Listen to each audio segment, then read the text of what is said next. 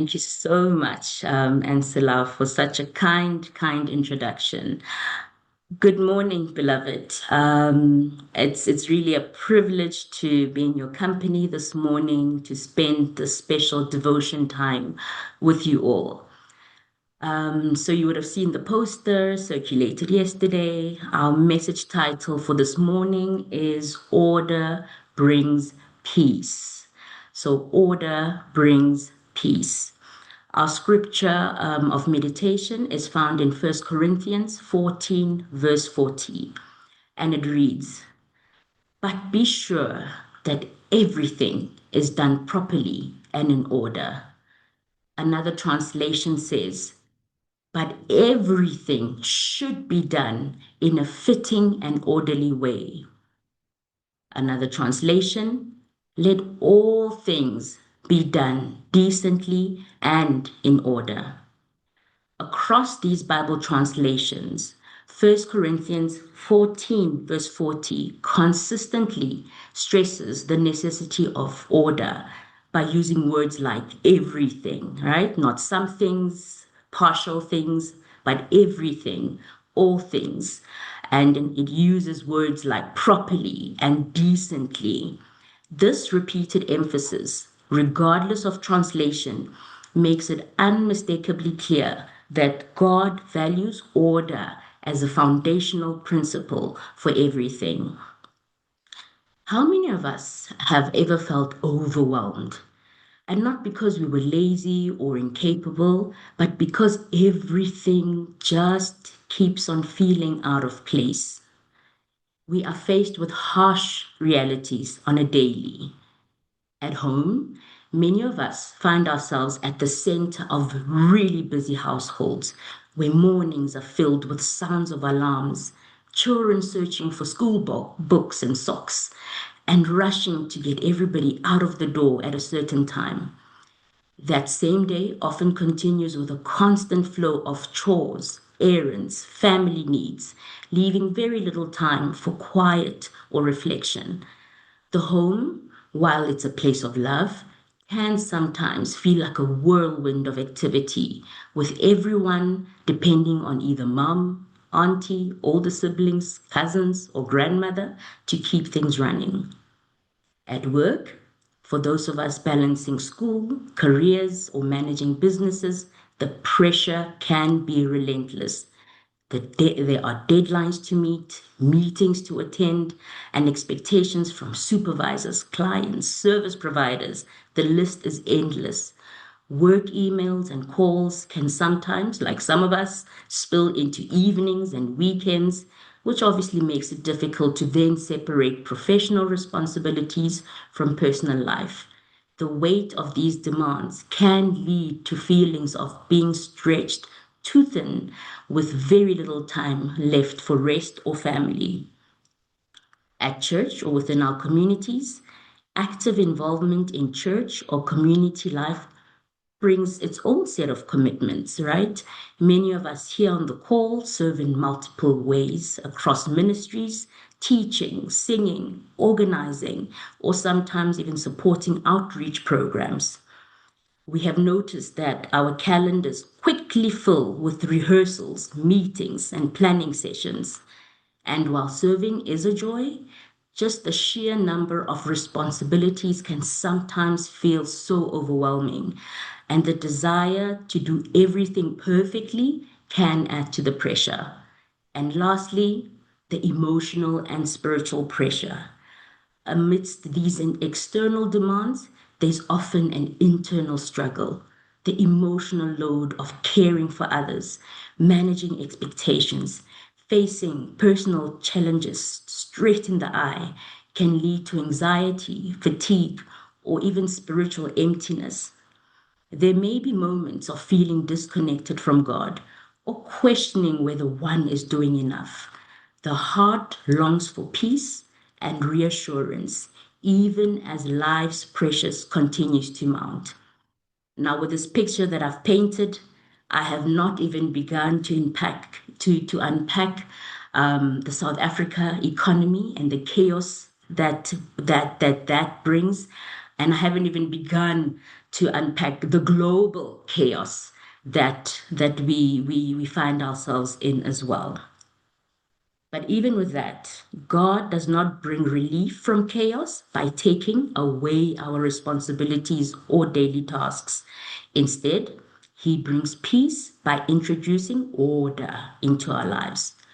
Throughout Scripture, we see that God's way is not to eliminate the demands we face, but to provide structure, guidance, purpose, so that we can manage them with clarity and calm.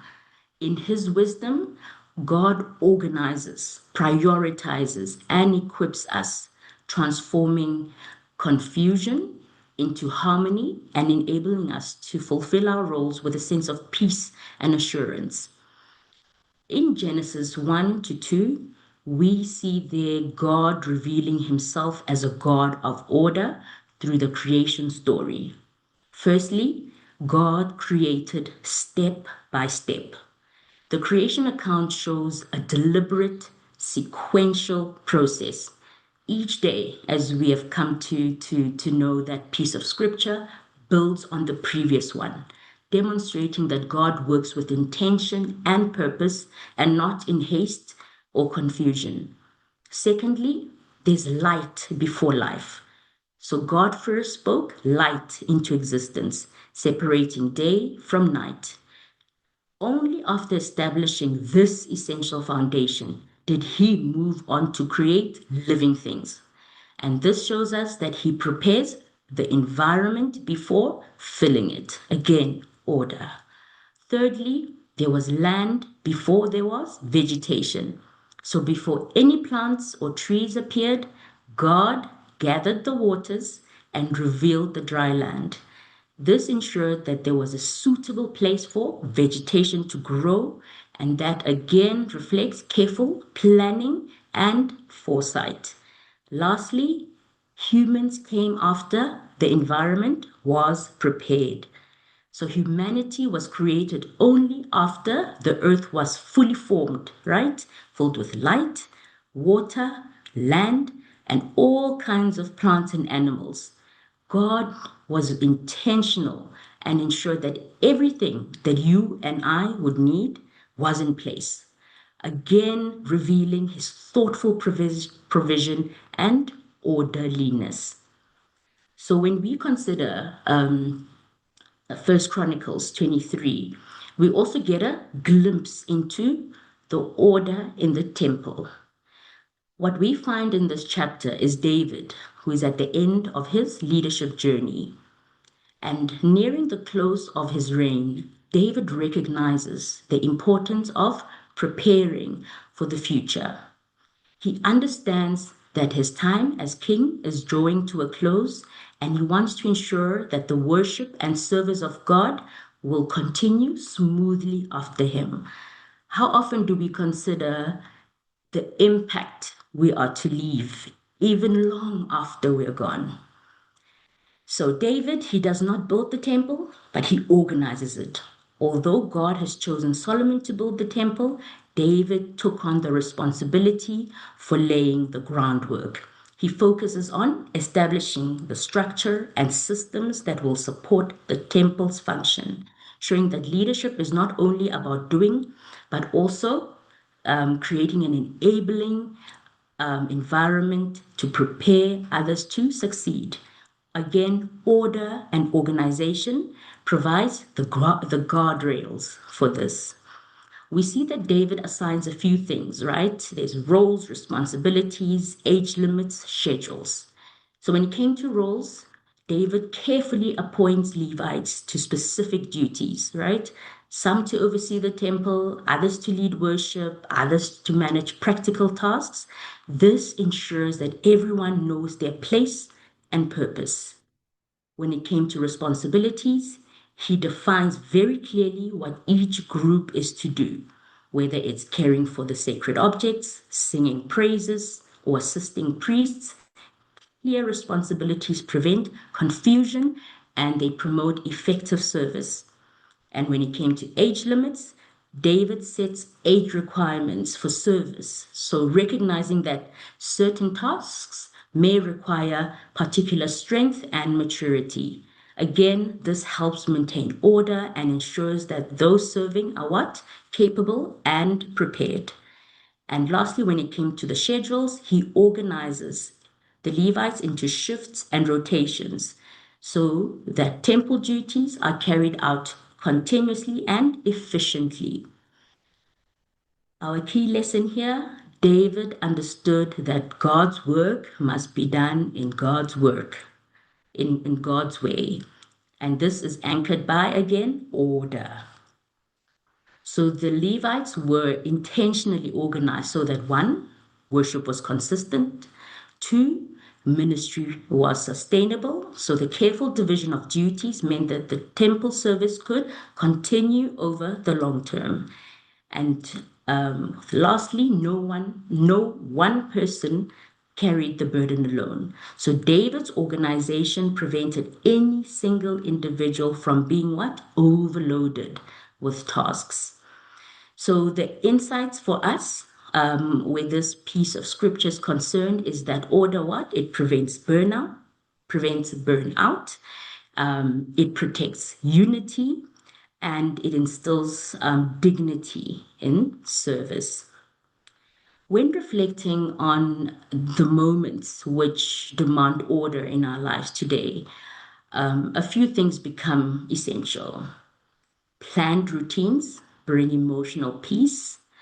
Children feel secure with structure. Clear roles reduce conflict. Pre-scheduled devotional time nurtures closeness to God. Intentionally prioritizing the Sabbath honors God. An organized prayer life strengthens faith and peace. And setting boundaries provides guardrails for your sense of peace and well-being. So, of course, when we drop our guard of order, a few dangers do become prevalent. Confusion thrives. So, disorganization creates confusion, making it easier for the devil to sow doubt and discord. Secondly, peace is lost. So, the chaos robs us of God's peace, leaving our hearts and minds unsettled. Third, priorities shift, right? Without order, we neglect what truly matters. Yeah, we go with the wind, wherever the wind blows, as the saying goes, and we then become very vulnerable to temptation. Relationships suffer, so disorganizations lead to, as I've been mentioning throughout, is that disorganization leads to misunderstandings and conflict, weakening unity and trust. And I guess lastly, spiritual growth, it stalls. A chaotic life distracts us from prayer, worship, and God's purpose. And what does it do? It opens the door for the enemy's influence. So I guess, dear queens, in closing there, as we reflect on our lives, whether it's a home, work, church, our hearts, let us remember that God is not the author of confusion, but of peace. He calls us to follow his example of order. And this he does not to burden us, but to bring us rest, clarity, strength, and focus. May we trust him to guide us step by step, bringing harmony where there is chaos and peace where there is pressure. Allow me to leave you with a few reflective questions to take away. One, where in my life am I longing for God's order and peace right now? Two, what area feels most chaotic? And how can I invite God to bring calm there? Three, how does my daily routine reflect God's character of order? Four, what does order look like for me in this specific season of life? Five, how can I reflect God's standard of order in my home, work, or spiritual life?